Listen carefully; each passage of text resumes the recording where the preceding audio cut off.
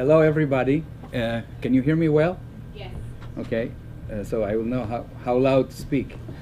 My name is Micha Eizen, and I am a technical guy.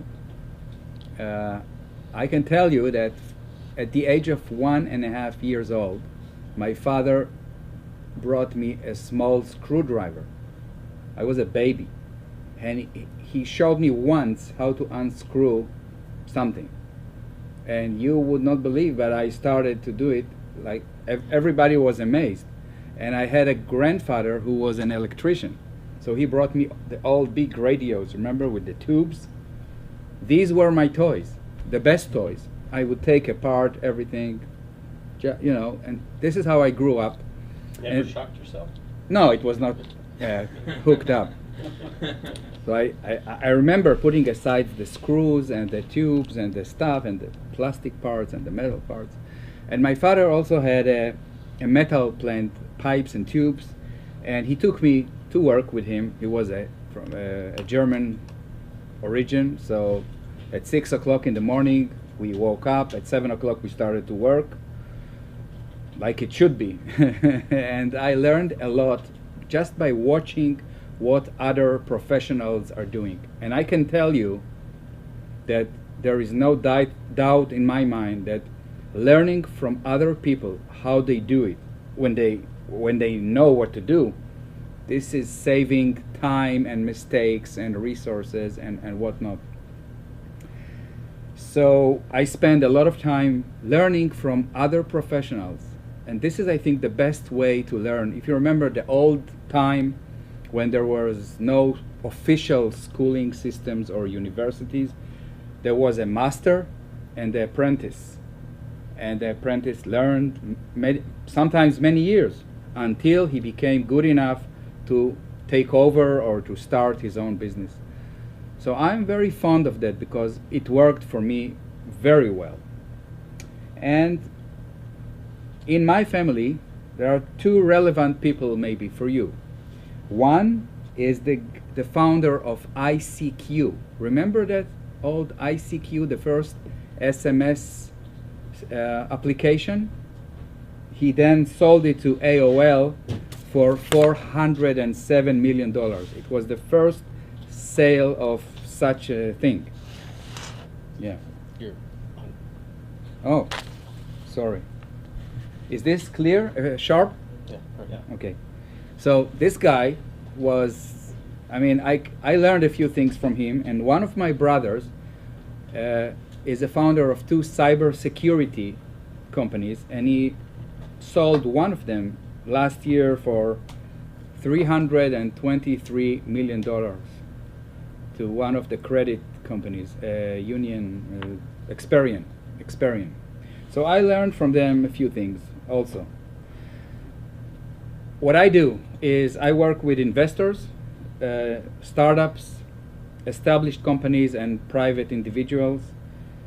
I have multidisciplinary knowledge and experience and hands-on capabilities in many areas. In my formal education is mechanical engineering, but I studied a lot of electronics and electrical engineering as well during the years, so I combine everything and it helps. So I help people doing stuff from low-tech to high-tech, helping them to win in the marketplace by doing it right the first time. Because you know, most calculations, and JJ can tell you, are taking in account only one time. It doesn't count to do it 5 times until you succeed. So it's important to listen, to learn from the people who did it before and doing it right the first time. Or maybe second time, but not more. And this is what I do. I help companies and to develop processes, consumer products, industrial products. And I'm lucky because I was gifted in 2 things that I want to share with you. One of my gifts is that I have the ability to see things that no one sees, and I'm not smoking. I mean, I just see. I get it, like a sixth sense or something, and even ahead of time. And I can sense if something is in the right direction, technically, I mean, if we are going in the right direction, and then I say it, of course. If I see something, I say something. And I also developed, during the years, a method of analyzing complexities and a way to come up with other solutions that other people don't come with these other solutions. And these two gifts that I'm sharing with you now are helping me to help other people, startups, companies to win in the marketplace. Because people are saying you have to think outside of the box. I don't have a box. I'm still looking for a box, but no need. And I've seen many mistakes done, mistakes that could be avoided if the relevant people would get out of their bubble and listen and do some sanity checks. Listen to the voice of experience and do things that match nature and the culture of the people. I was able to save a few startups and companies from losing and failures and brought them big contracts, which I will share later on. My purpose of coming here tonight is to help you and to make you stronger on your own path. This is why I want to share with you my point of view on this. And if anything I tell you tonight will save even one startup or one founder or even one investor to help him to save his investment and succeed, this is worth, for me. So I want to delve in a segment of which I think is most important to success of any type of startup, and it doesn't matter if you are developing an application, a software, or a physical product. So you see, I prepared for you a presentation which we will talk about it, and this slide is also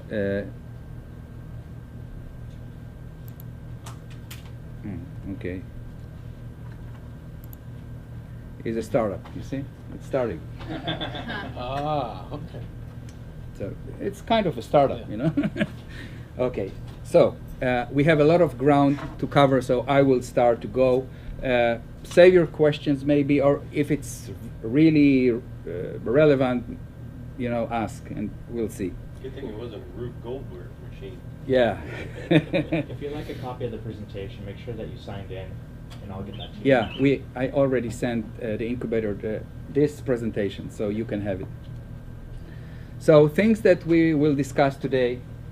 First, we will see the iceberg of startup uncertainty. This is something that I prepared for you.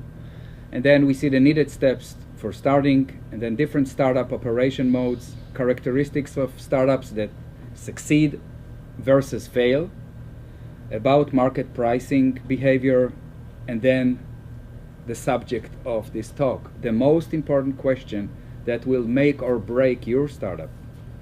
And then what can we do about it, and how to reduce uncertainty. And finally, tips for succeeding in a startup. So when we start, it looks like this, right? Unknown, but exciting. But who knows what is there after the curve. So here are some definitions from Eric Rice, I think. He said, a startup is a human institution designed to create a new product or service under conditions of extreme uncertainty. This is why you need him and the help of people who know. Every startup, this is another definition, every startup is a grand experiment that attempts to answer a question.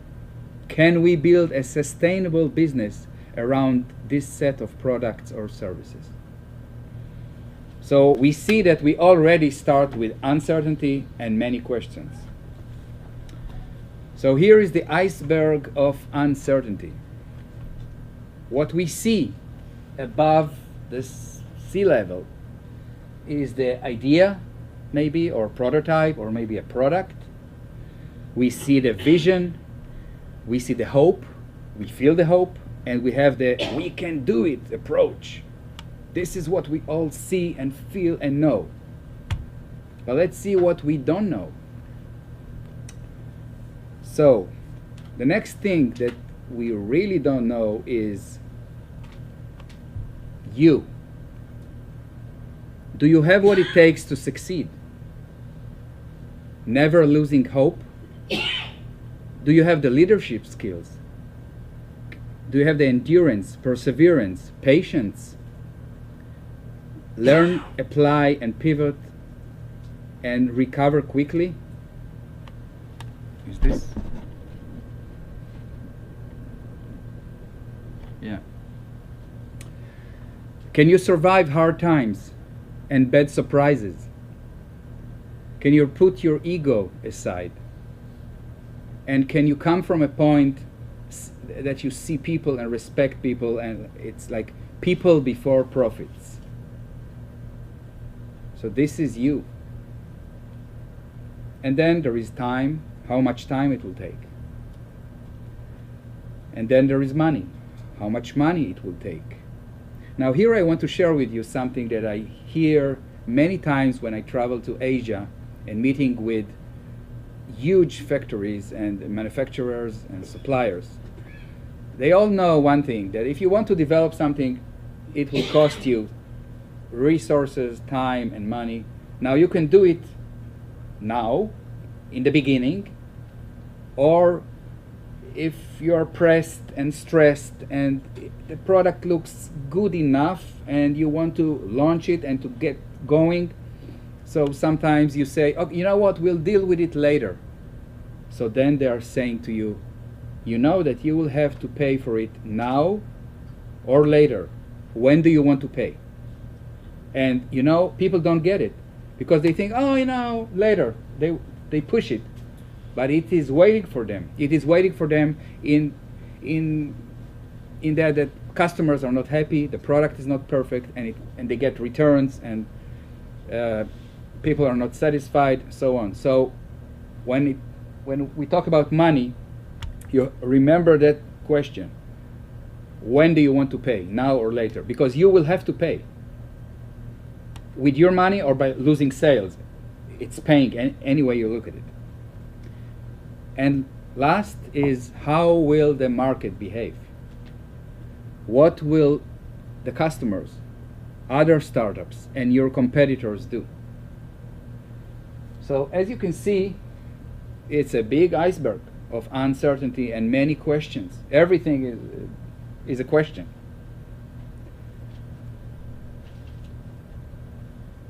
And the most important thing that I think is the key, the crucial key, is you never losing hope.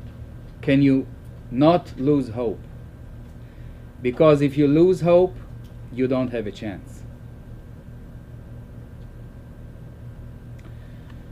Let's see the needed steps for starting.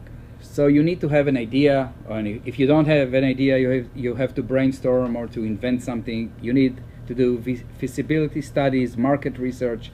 You need R&D. You need to build your team. You need a business plan. You need to get the money, the finance. You need to set up your business legally. You need to set a roadmap and future goals. Then you need to have a product. You have to launch it, market it, sell it. And then you have to grow your business and do continuous improvement. Every one of these has many questions inside each item. So these two, this chain that you want to make so strong, every link is questionable. Anywhere you go, you have these questions. And then, what is your path to market? Do you want to first research and develop the product, and only when it's ready or almost ready you want to launch it and then start to market it, produce and sell? If you go with this route, so the R&D department has the least amount of stress and pressure, because you can delay, let's say, you can delay the launching and the selling a little if things go wrong, and they will go wrong. Nothing will be exactly as you plan. If it goes exactly as you plan, it's a mistake. You have to know it. So this is one way of doing it. Path number 2 to market is trying to save some time. So you start the R&D and the launching and marketing about the same time, hoping that these two arms will meet as you plan that they will meet. But let me tell you, the R&D and the production usually they take longer. Just like you said before, it always takes longer than you think. And then you can come to a situation that the launching and marketing is saying the market is ready, we have customers waiting, but we are not ready with the R&D, with the production, and then again everything is delayed. So here there is more pressure on the R&D and production arm because the marketing already are working and pushing. So this is another path.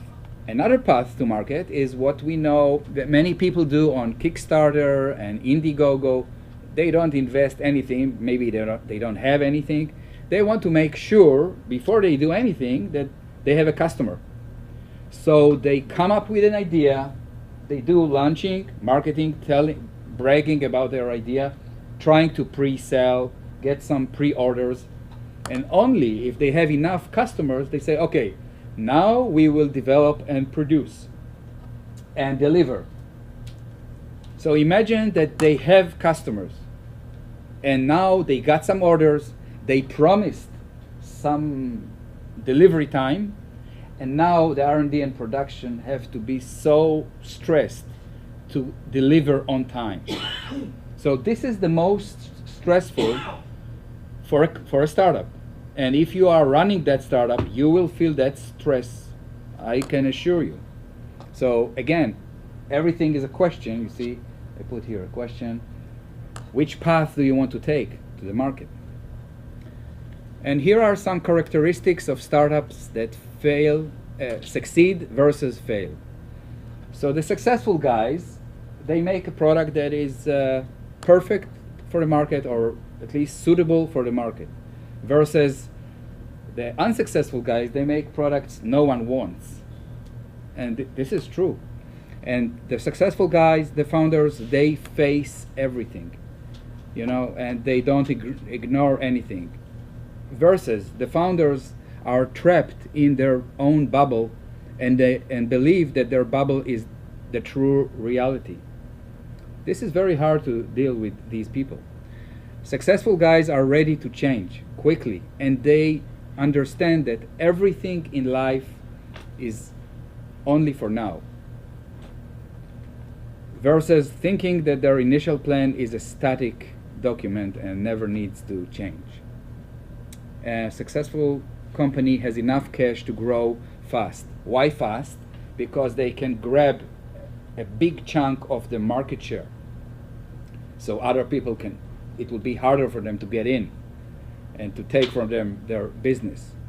Versus running out of cash, and this may lead to losing to the competitor, losing customers, losing good personnel, losing passion, and giving up. And successful team knows how to recover fast and even get stronger from each blow that they get. They're saying what doesn't kill you makes you stronger. Versus the team doesn't know how to recover fast or slow. And experience shows that 2 or more co-founders are much better they have better chances to succeed because they burst the bubbles of each other. They are good friends and they're showing their friends, their founders, hey, I think you are in a bubble. I have to give you some reality dose. Versus a single founder, he may start to believe that what he's telling he may start to believe what he's telling to himself. Let's see some more questions about the market price behavior. So this is hypothesis 1. Price falls as time passes. And it looks like this. In this graph you see 3 colors. Each one is a family of products. But let's say for the it is a very simple graph. Let's say we start with a product that costs $100, and for the first 2 years, this is the number of years here, up to 10 years. So for the first years, the price kept maybe the same, and then it starts to go. All of the family, all the product family starts to decrease. The lowest decrease is after 10 years. What was $100 become $40, and this is an hypothesis. So I went to check it. I found a website called camel.com, which is tracking all the prices on Amazon.com of every product that they sell. And this is what I found for you. So this graph and this graph are for the Fitbit, you know, these wrist electronic stuff.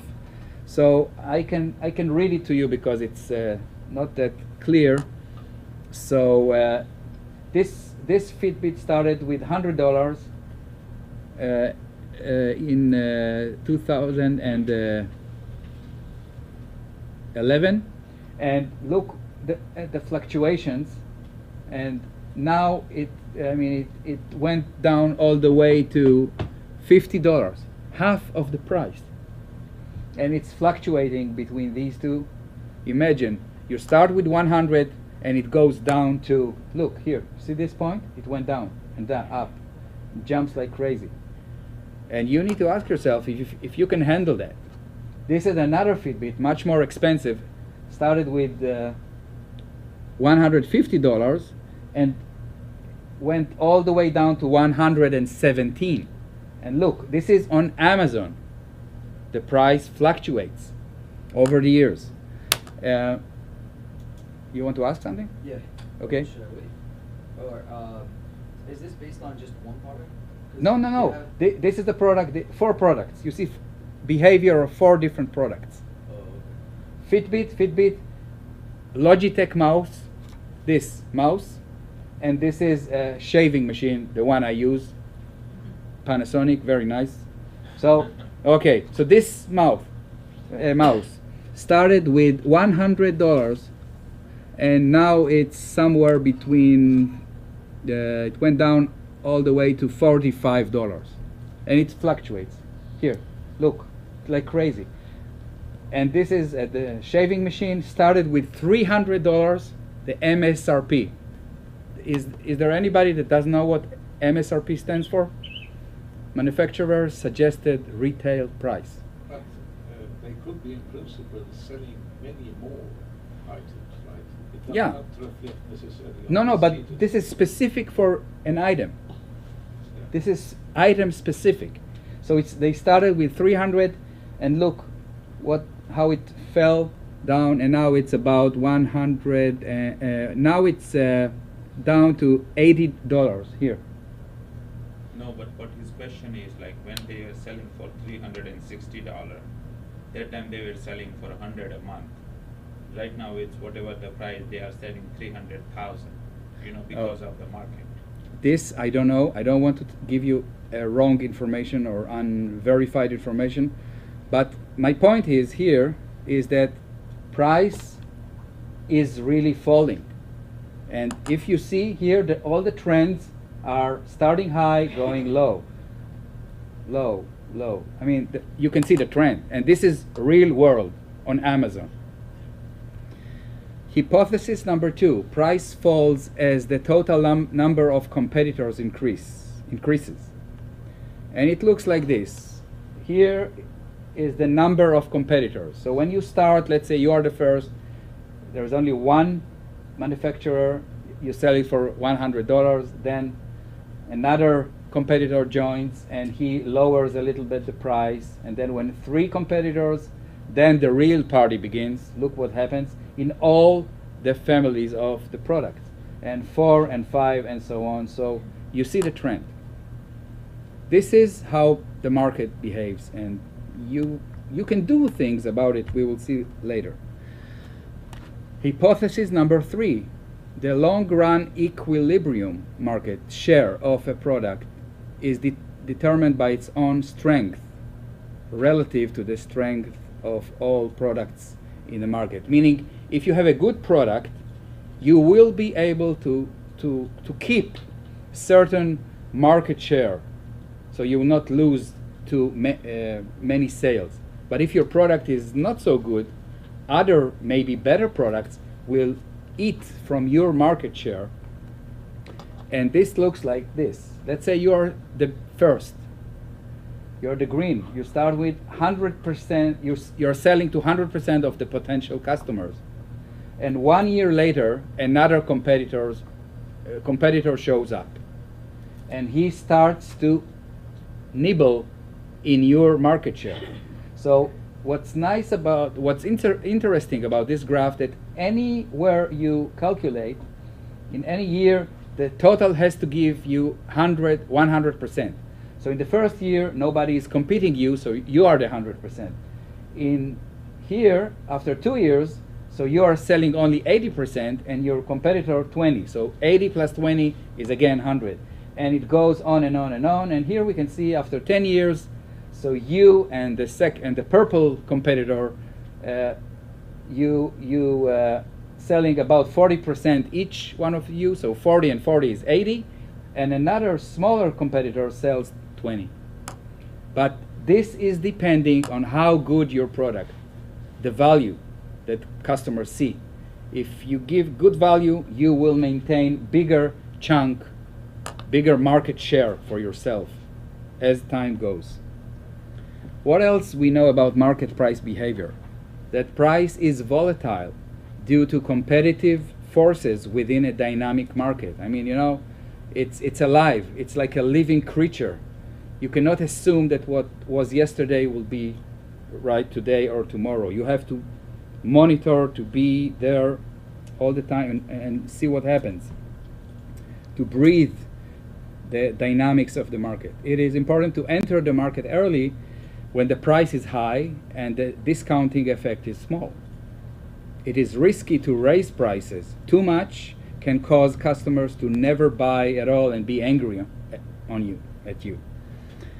And even small reduction of price, which is tempting to do, will cause an impact on missing the revenues target or the NPV.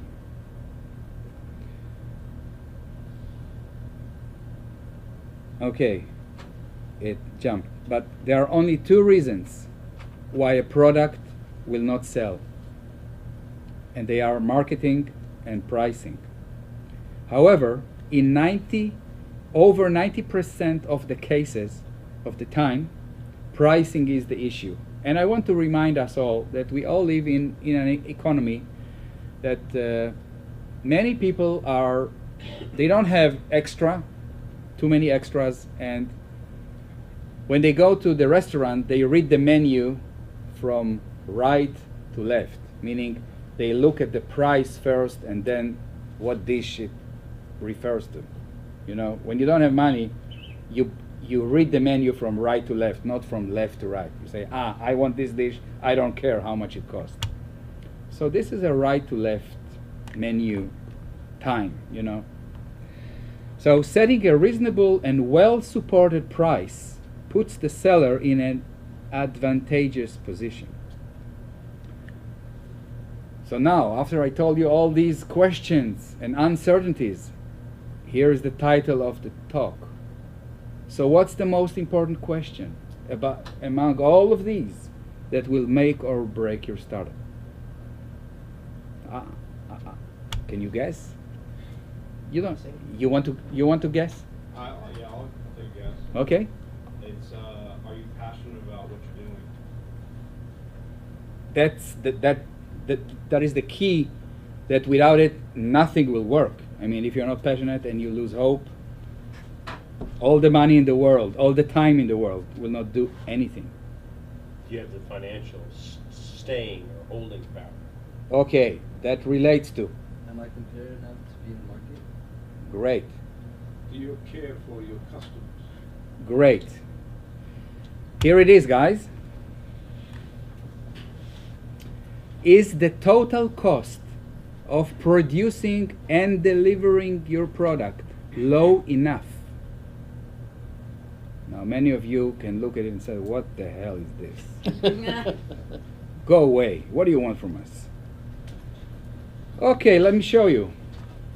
This is the selling price on Amazon. I'm not advertising anybody. The market price, okay? This is your product, and this is how much it costs you to produce the product. So everything above this price, this is money here, okay? Everything above here, between this and your selling price, is theoretically a profit, right? But this is your competitor product cost. He found a way to make it cheaper than you. So your margin is between your cost and the selling and the market price, and his margin is much bigger.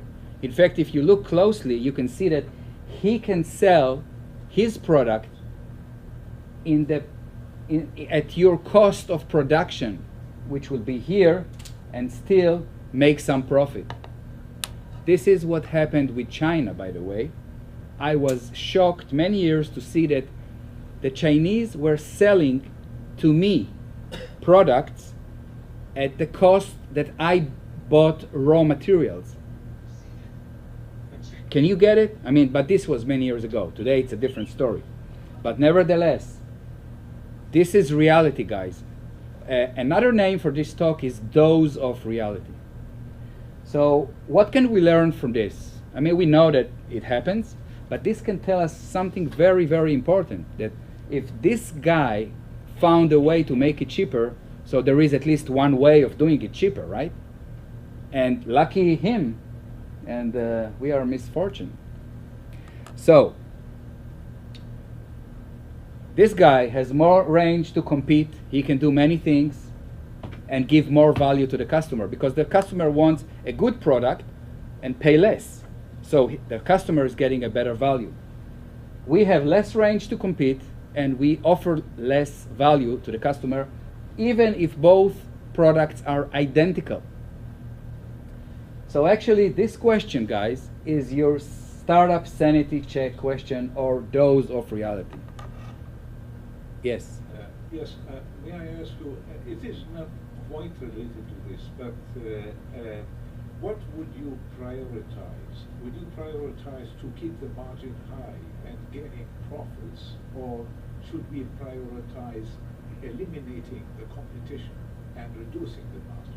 Okay, I will refer to that. Okay. Very good question. So, as I said, guys, I suggest to you from my very long experience and seeing many people living in bubbles that, oh, they will buy it, it's great. Yes, but it's too expensive to manufacture, so nobody will buy it. And here is another law in physics, the physics of pricing, and I call it the law of gravity, which applies here. If there is a way to make anything cheaper, this way will be found. So I ask you to try to find this way yourself before other competitor will find it for you. And let me tell you guys, I was in endless meetings in Asia, mostly because there is where most of the manufacturing is done, and I saw how they take apart, I mean, the executives with one engineer there or two take apart a product, and they quickly, I mean, they are fast because they breathe production and they know how much cost each molding and tooling and rubber piece and screen printing and everything. They know this is their job, their everyday life, and they very quickly can determine if they can produce a copy of your product at a lower price, and they very quickly they calculate the profit, and if it's enough for them, guess what? They are going to do it. They don't ask you your permission, and they don't ask if you have an IP or you are protected. This is the way, guys. I've seen it, and it's hurting to see, but this is life. So, especially for you guys, I went on last Saturday to Fry's, and suddenly I see this. I mean, you know, a cell phone holder for the car. It attaches to the vent, so it's called air vent mount. And these two products are hanged one next to each other. And I was shocked because I said, hey, I'm preparing a talk for my dear people. They have to see this. So you see, this is my hand holding. I took it apart. I mean, that box, this one I could not. It's a blister pack. And I checked and I compared these two products. Let me tell you, this one is better than this one. They are almost identical. This one even has a small screwdriver that you need to lock your position. These guys did a locking lever, so you don't need a screwdriver. And look at the pricing, 50% difference. 4 days ago. I mean, this is reality. Now, I look and I'm asking myself, what would I buy? I mean, I don't see any more value here. So they tried to do something. They said it's good for iPhone 6 and Samsung 5 with case. So I went to their website and checked. They can hold all the phones in the world. They're bigger even. So I want to tell you guys, if this happens to your product, I mean, if you're selling this and somebody comes 50% cheaper than you, you need to know. And you need to be very reactive. You can ask me, what can I do? It's already on the store. Go to the store, put labels with more something, add, suggest something, offer something. Don't let it sit like this, because what do you think will happen? These will sell more. And this is a real situation from 4 days ago at Fry's. So again, what is the total cost of producing and delivering? Why do I say delivering? Because you can make a product very cheap, but the delivery, you need to pack it in wood crate and insulation, and so the delivery method is more costly than the product. So together, combined, you have to know it in advance. So you or your competitor, you can win with better product quality, with better product design or a different design, which is better service, better presentation of the value. You see here, if this guy would write something, hey, my product is better because blah, blah, blah, blah, blah, it would be a no-brainer, but he didn't. But he should, I think. So, better presentation of value or lower price or better offer. What is a better offer? Buy one, get the other one 50% free. Buy 4, get 1 free. Coupons, whatever, you know, better offer. Everything is an offer. So, the lower your product cost, including delivery, is, you can deliver more value to your customer, and it doesn't matter what product you're making. Remember this. You have more options to compete and win in the marketplace. You can eliminate competition. You can give discounts, promotions, bigger market share, profits, and even affiliates program where you need to pay commissions. But if your production cost is low enough, you can do all that. If you are too high, and just like we saw on Amazon, and the price drops in 50, 40%, or 40%, or even 10%, and you cannot afford to do it, you are suffering. You can eliminate, by doing this, by being as low as you can possibly you can eliminate the biggest uncertainty that can fail your startup. You can have the best idea in the world, you know, Mercedes, Rolls-Royce. But yeah, it's too expensive. I cannot afford it, so I will not buy it. But it's the best, you know. Because if you're low enough, your cost, you can sell for sure to a bigger chunk of the market. And this is your safety net, guys, even before you start spending, you know, too much or too little. Also, you will have many more excited potential investors who will see the value of your product, and they will see the greater ROI. Anybody doesn't know what ROI is? Return on investment for them. So your investors will be happier. So you should go and do your homework so they will be happy with your plan. And also you will have bigger ability to negotiate a better deal when you want to exit, because hey, this is part of the plan. Someday you will retire. Someday you will sell your business or something will happen. So when you have bigger margin, so you can do many things, you will get more money for your enterprise. So how to keep costs down? So I gathered for you many advices. I don't expect you to remember all. If you want, I can send it to you. So I will go quickly about it and tell you the interesting stuff, which you never heard probably. The first one says everyone in the team must consider the cost effects of every choice made.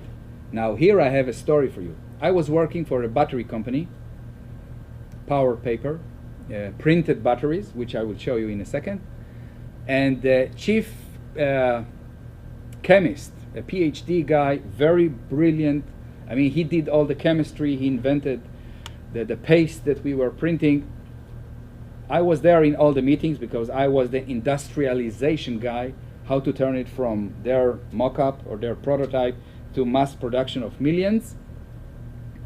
And every suggestion this guy came up with was so expensive, and I'm thinking, wow, if we are going to do this, it will raise the price of, the cost of production, and we cannot afford it. I know how these things work. And I was, very politely, because he was the chief and I was, less than him. This is how it goes, the politics. I said, that if we are going to do that, we are shooting ourselves in the leg. We have to find something cheaper. Guess what he told me? He looked at me right in the eye and told me, my job in this company is not to save money. I have to develop stuff. And I am like, whoa. But, he shut me down. So I was quiet. And then he said it again to other people, a few more meetings. Until one day, the CEO of the company was in the room. And he said that sentence, my job is not to save money in this company. And the CEO jumped from his chair and said, you don't say? Really? What? The guy started to yell, became red. And I was, smiling quietly. Because, hey, the guy is a brilliant guy, really. But he's not connected to reality, how things really work. So from that moment, I will just finish this story, he never said that sentence again. But he kept coming with the expensive ideas. And now we had to struggle with him all the time. So this is the first one that I wanted to share with you. Don't let this happen in your team. Everything has a price. And eventually, remember, if there is a way to make it cheaper, somebody, somewhere will find it. And you will pay the penalties for that. And then always ask on everything you do, is this the best cost-effective choice we can make?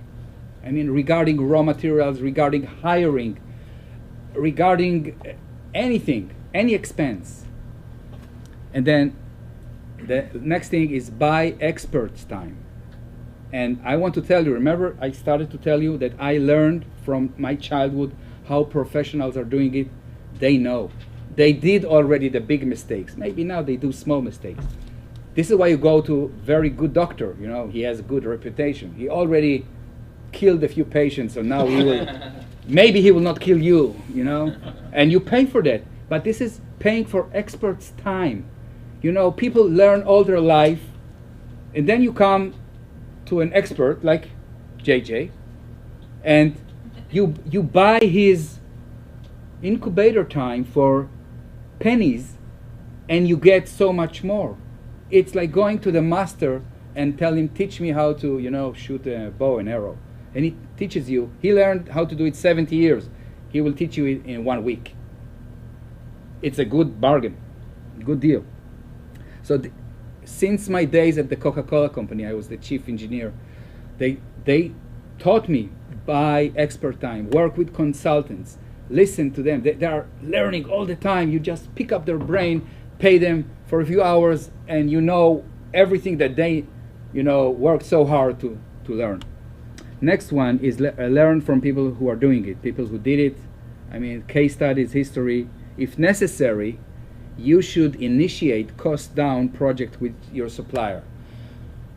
So it goes like this. You come to Asia, and very nice people. I like every one of them.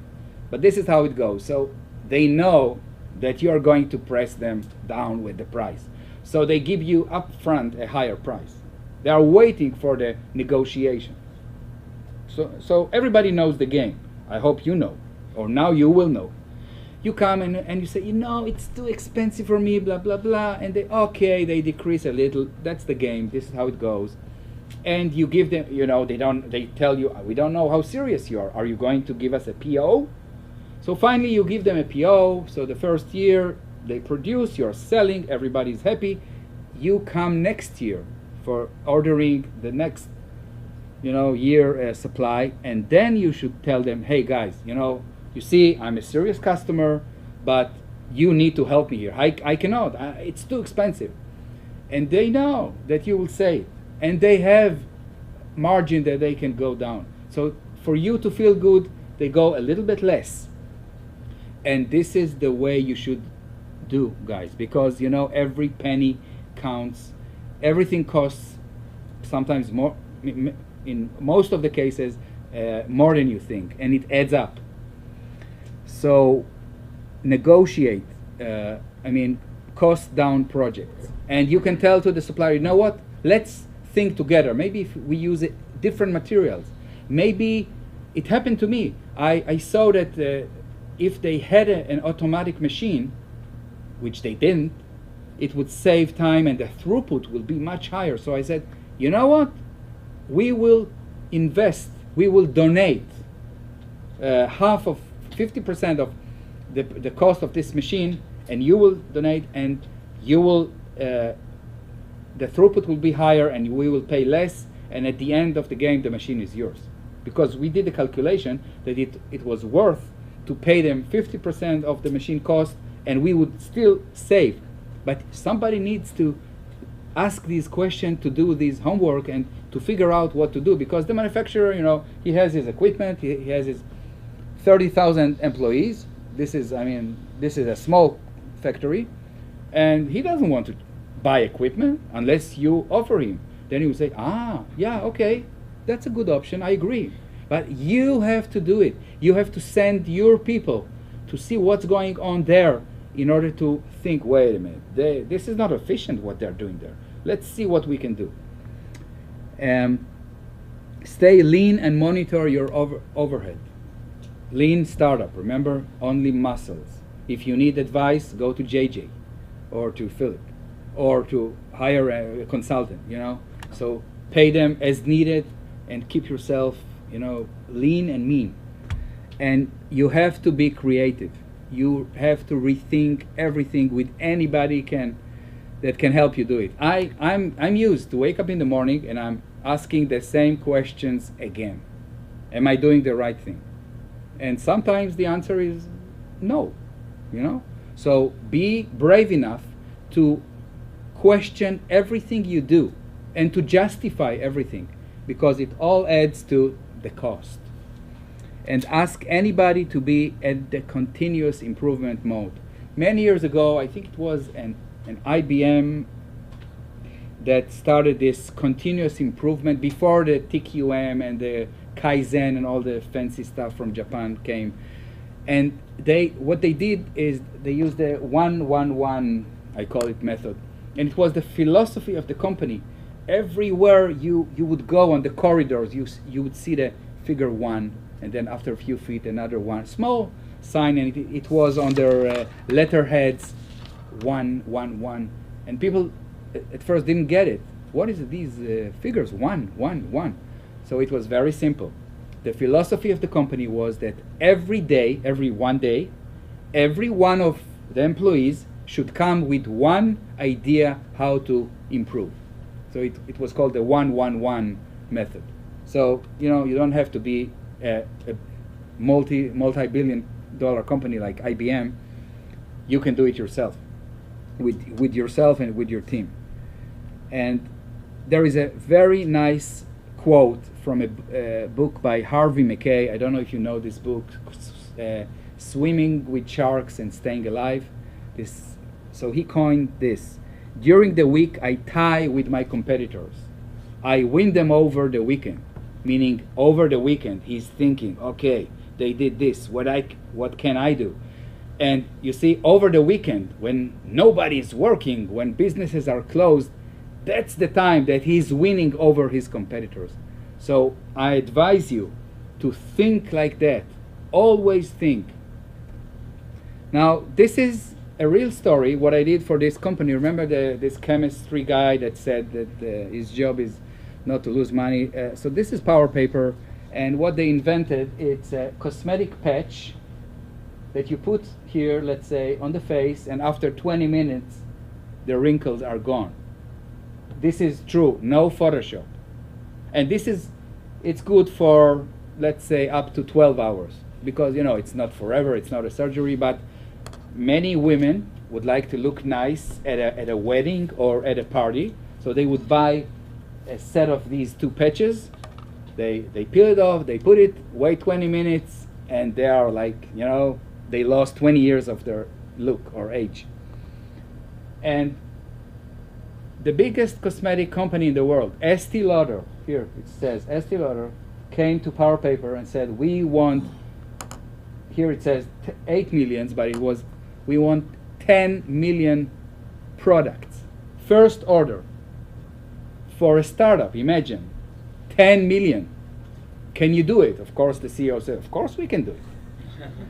Okay, but then they said, no, we need two sizes. One for this size and a bigger one. So this product has a small battery. This is the battery, you see the penny size.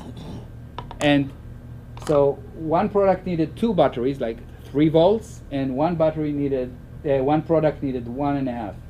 So we started to make the calculation, product cost, remember? And we saw that to make two different types of batteries, 1.5 volts and 3 volts, we will need, the old way, the classic way that we were doing things, we will need 2 sets of toolings and setup time for the machine, and the price that Estee Lauder was willing to pay was too low. We could not afford it. So here I was in a real situation when I hear the issue, we cannot sell 10 million batteries, the first order ever that they got, because it's too low. Estee Lauder, they are pressing, believe me. They said for 10 millions, we want it almost at the cost price. A little, something that you can eat, only not die. Really, I'm serious. I mean, these guys, it's negotiation all the time, bargaining and pressing. So there I was, and I went, and this is a true story. And then it came to me at night. I came the next morning, I said, guys, I have a solution. Instead of making 2 different batteries, let's make only this type. This is 1.5 volts. So if we want 1.5, we use 1 battery. If we want 3 volts, we take 2 batteries, we put this on top of this, connect them here and here, and we get 3 volts. So the same battery can go inside a small product and the bigger product. I saved the tooling for one complete battery model. And guess what? Now the calculations showed, yes, we can accept the order. We will make huge money. So, because of this solution, I was able to get Power Paper, the first order, 10 million batteries. And I have more stories, but this is just to show you that most likely many people will not think how to resolve this issue. So you need to pick up the brains of people who can think outside the box, and they can help you. How to keep costs down? Does anybody don't know what value chain analysis is? I'm sure people from the university study it. I mean, it must be. What it means is, do you have to analyze? It's very simple. Don't be afraid from the word analysis. You have to analyze everything that you use in your business. What you have to do yourself, like IP, proprietary, secret stuff, and what can you outsource? Especially if when you are outsourcing, it's cheaper or faster. So this is called value chain analysis. So outsource and stay lean as much as you can. And check which services or benefits or features in your product they are not used by your customers. If they don't need them, don't offer them. Save money. Bring more value to your customers. This is another solution that I found for another company. It's a rotary table laser automatic welding machine that I came up with the idea to save.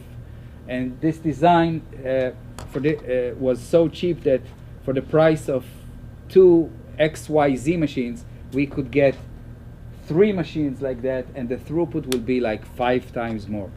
And this is significant. So we ordered only 2 machines. This is me here in Taiwan, at the manufacturer, and everybody's happy since then with this project. These are for car batteries, lithium-ion car batteries. Now, how to beat a lower-priced competitor?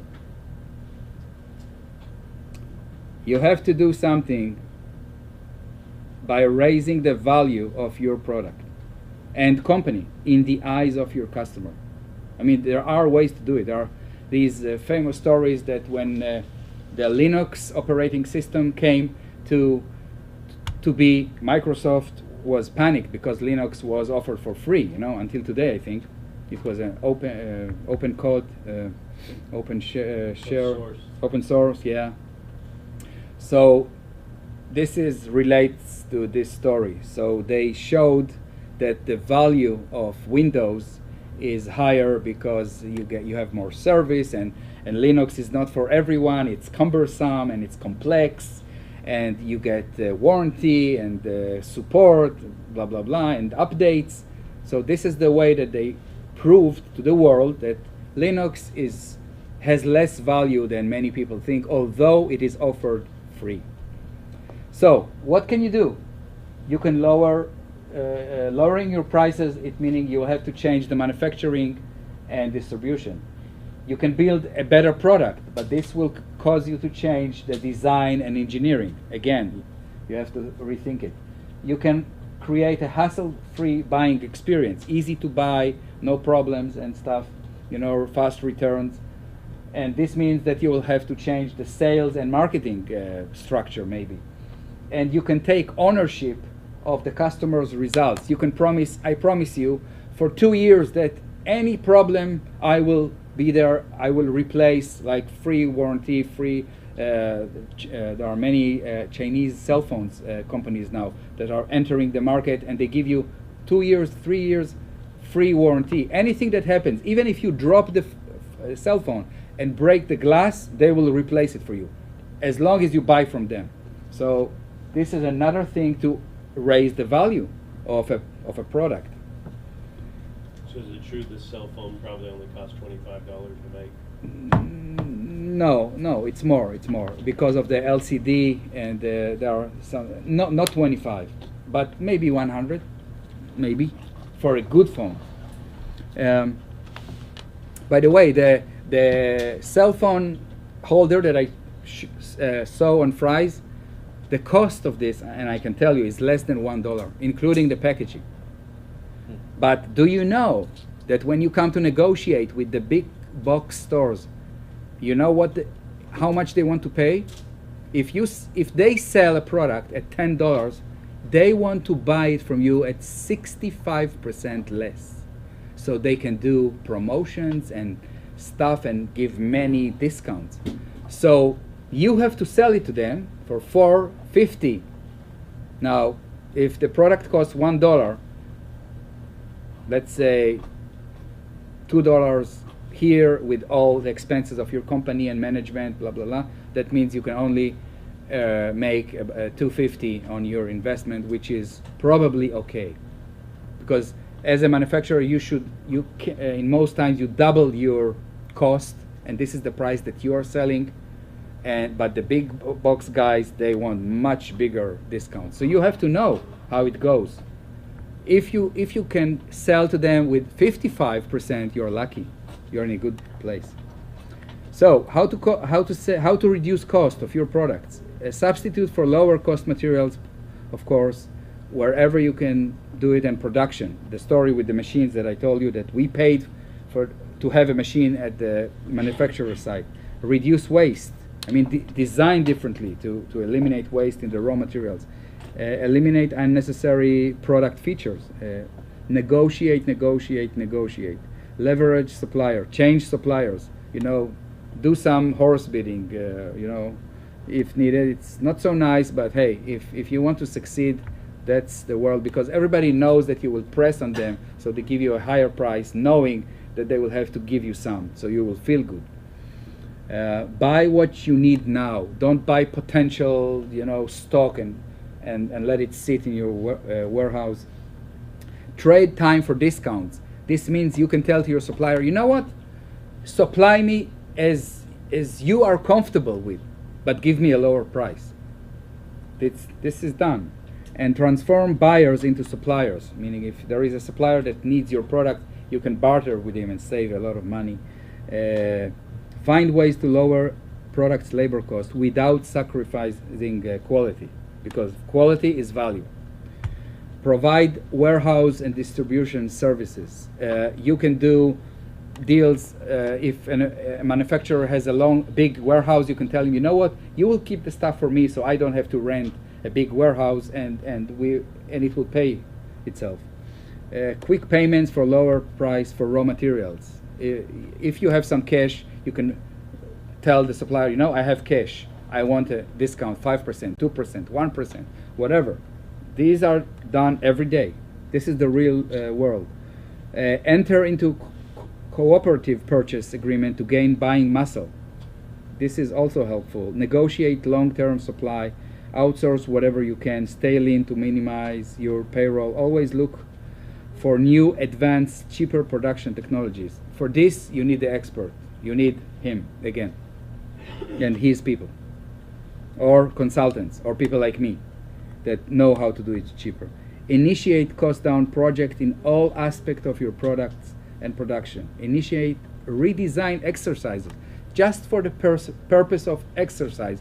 Check if you redesign today with everything you know today, your product will be cheaper.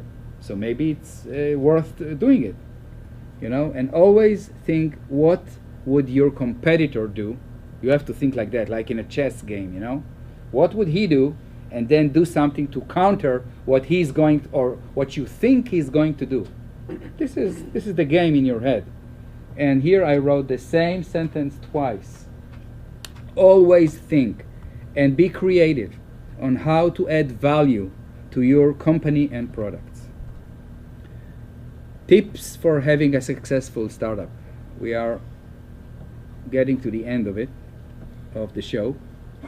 Communicate with peers who have been there and done that. Remember, listen and learn from the masters and the professionals. It always helps. Research current success stories and role models. Find a business mentor as well as a friend. I think you can be a good friend. It would be my honor. Yeah. Don't skip new learning. I mean, be willing to learn new things and learn new opportunities, and volunteer to help organization related to your interest. You will not believe how much you will learn. You will get the feeling for the market. You will talk to real customers, real people. You will learn and educate yourself so much besides the service that you provide to the world. Trust your gut. You have to learn to trust your gut. I'm not trying to be spiritual here, but everybody knows, I think, what I mean. Everybody has this gut feeling, if it feels that it's okay or not. Learn to listen to it. It will help you, because your gut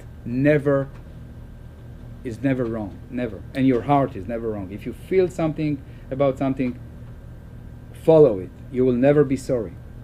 And don't ever estimate your IP value. I've seen inventors and founders that we are protected. We have all 14 patents. I said, yeah? Tell the Chinese and the Taiwanese and tell Asia that you have patents. So what? They will copy you if they can, make some profit. The average startup founders that think that they are protected is 255%. I mean, they think, but they are not. IP is very nice when you play with people who respect the rules of IP. But if somebody don't obey the rules, IP doesn't count. And be prepared, just like I heard JJ saying today, that it might cost 2-3 times more, and it will take double or triple the time that you expected. This is how it goes, because you never know all the questions even, so you don't know all the answers. And don't ever overestimate your market size. I've seen many business plans that they said, oh, we can sell to so many. Really? You know, be very small with your expectations. Do the calculations with the minimum of your expectation and see if your business is sustainable. And never scale prematurely. If it's a small business, if it's a small startup and you work from home, don't leave your home and rent a place until you are choked and you cannot move in the house because you have carton boxes in the kitchen and you sleep in a box. I'm not kidding you. Only then, only when you don't have any choice, rent a place, because renting is overhead and it's alarm system, phones, security, whatever. You never know how much it's going to cost you. Okay, get lean and cost effective in the R&D. You know, pay only for what you need. If you hire, I mean, I think you are limiting the people, right? You don't give them more than 6 months or something. I mean, okay, so they are limiting you. They are helping you. They don't want to waste your money. But even if you work with consultants like me, tell me what you need. I will give you an offer. I don't want you to waste your money. I know that every penny counts. And I'm really here to help companies and to help the young generation to do it right the first time. But working with experts, there is no substitution. Realize that many questions don't have answers. You have to be brave to tell yourself, I don't know all the answers, but I'm going anyway. Because the journey is my lifestyle. And learn when it's time to pivot. Is there anybody that doesn't know what the term pivot means? Okay, I guess you all know. You have to really love what you are doing in your startup, at least 85%. The 15%, you know, is cleaning the garbage, doing the expense reports and stuff that nobody likes to do. But at least 80 to 85% you have to love what you do. Otherwise it will wear you out and you will be exhausted and sick and you will give up. And do what you do first from the point of service to the world. People before profits. This is a new idea. Many greedy companies out there don't care about the people, they care about the profits. But I advise you, don't do that. I mean, you can make money, a lot of money, and caring for your customers. Make them as part of your family. Keep innovating. Never stop. You know, God and the devil are in the details. Act and don't be afraid of failure. Build a strong brand equity. So the value will be so strong that you don't need to give discounts. Just like Apple. You know, the only time, I researched Apple so I can share it with you, the only time that Apple is reducing any price of anything is because they did a cost down project with their manufacturer and they pay less, but their margin is the same. So whatever they saved, they pass it on to the customers. That's the only time that they give you any reduction. They keep their margins very good because of the brand equity that they develop. They have very good brand name. Be cost effective with your product from the beginning. Remember, you will pay it now or later. When do you want to pay? Invest now in something good, something valuable, so you will sell like crazy. If not, you will think you did a good thing, but you will sell much less and you will lose your market share to another competitor that will have the courage to pay more for developing a better product. And a quote from Gandhi, one of my beloved masters: be the change you wish to be in the world. So, in order to have the best chances to succeed in your startup, you need to stay flexible and pliable. You know, everything living is soft. When it dies, it becomes stiff. You know, we too. So stay alive, be flexible, flow, operate and react quickly. You know, if you go to Fry's and you see that somebody is selling 50% less than your product, do something quickly. Adapt changes all the time. You know, the most constant thing in life is change. Always find a better way, because there is a better way. Always. Agree not to know all the answers. This is brave. You have to be brave enough not to know, because many people, they have to know. But in a startup lifestyle, you never know everything. You never. And that's okay not to know. Agree in your here and here. It's okay not to know everything, but I'm going anyway, because the road is exciting. Be wise and kind with yourself and the world. Why with yourself? Because if you will not be kind with yourself, you will kill yourself on the way. And I'm not kidding you. You will get a heart attack. I've seen here in another battery company, the guy from the UCI, he started to work. The pressure on him was so strong that he became paralyzed in half of his face. Young guy from Korea. I love the guy. This is what happened to him. So don't kill yourself. Enjoy the ride. You should be healthier and wiser and stronger, not sick. And give your special gifts to the world through your path. I mean, identify, you know, what is your song that you came with, and sing it to the world with your, whatever you do. Don't die and take your song with you. Sing it before you die, you know. So if you think on all these features that I just described, doesn't it remind you a substance that you are all using every day?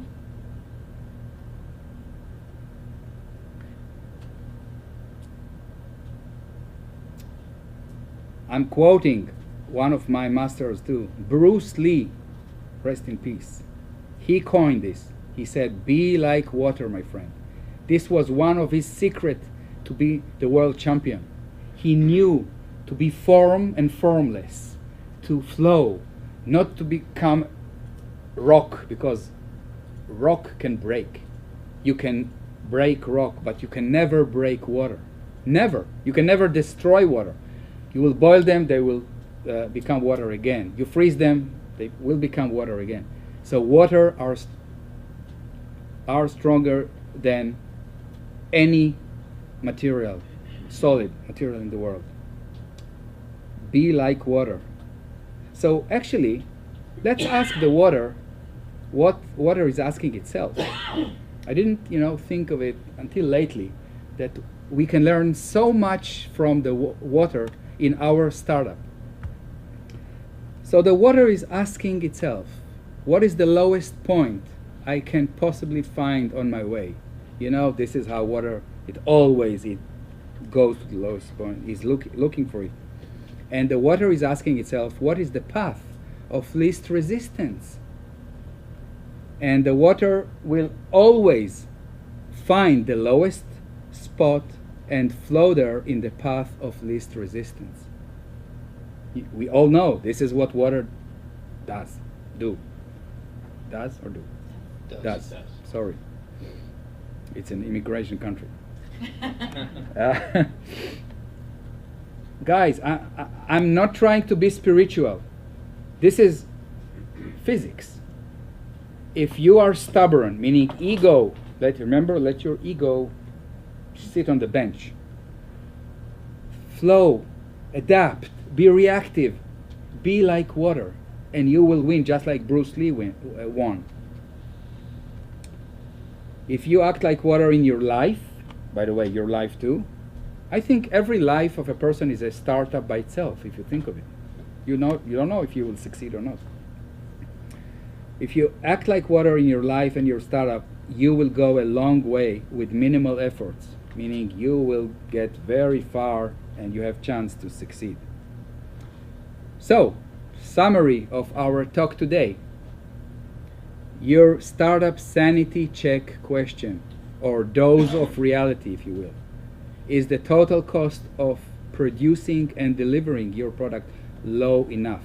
Enough from whom? From any cheaper way you can find or any competitor out there.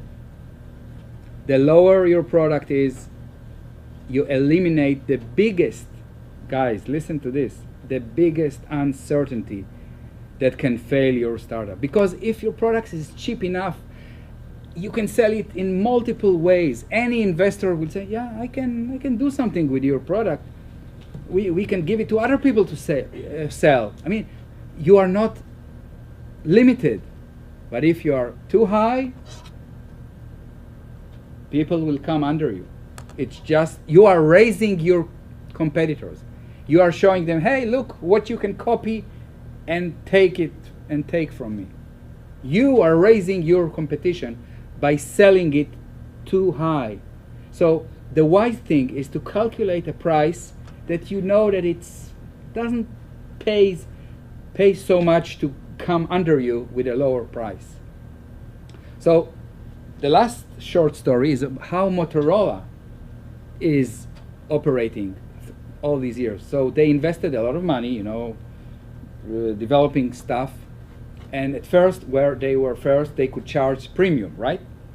So they charged the premium, and then immediately they initiated a cost-down project of the same product that they just launched. And then, as they saved, they kept the profits for themselves. Until they didn't have any choice, because more competitors started to emerge, and then they went down. But this is what they do, Motorola. Maybe they changed now. I have to research tonight. Guys, this is your biggest safety net.